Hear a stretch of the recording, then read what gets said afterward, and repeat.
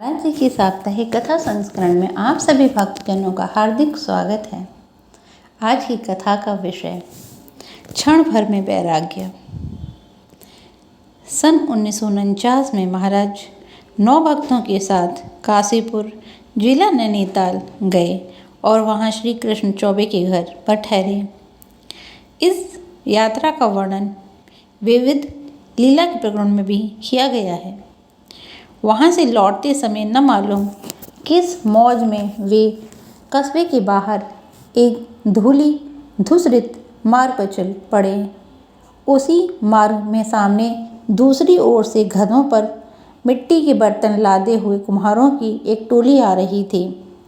उनमें से एक युवा कुम्हार था जो हाथ में हुक्का लिए धुआं उड़ाता हुआ बाबा के पास से जा रहा था।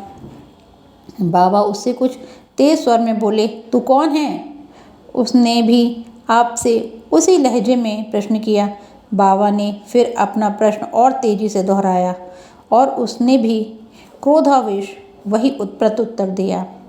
अब बाबा ने अपना प्रश्न बदल दिया और झड़क कर कहने लगे, तू कौन जात है? उसने भी उसी प्रकार से आपके प्रश्न को दोहराया। बाबा तुरंत बोले, हम भंगी हैं। तू कौन है? इस बार वह गर्व के साथ बोला, हम कुम्हार हैं। उन्होंने उसे मान्यता दी और वे विनम्र भाव से कहने लगे, हमें हुक्का पिलाएगा? उसने चिलम आगे की ओर बढ़ा दी। बाबा ने 2-3 कश लेकर अपना वरद हस्त करके उसके सर पर हाथ रख दिया। उसे उसी समय वास्तविक वैराग्य हो गया। वे अपने गधों को अपने साथियों को सुपुर्द कर बाबा के साथ चल दिया। वे पास में श्री राधे श्याम जी के बगीचे में गए। वहाँ बाबा के आदेश से उसने कुएं के जल में स्नान किया। बाबा ने उसे साधुओं के से वस्त्र दिलवाए और एक माला और जाप लेकर साधु बना दिया। उसी बगीचे में कुछ समय के लिए उसने खाने और रहने का प्रबंध कर उसे बाद में बद्रीनाथ जाने का आदेश दे दिया।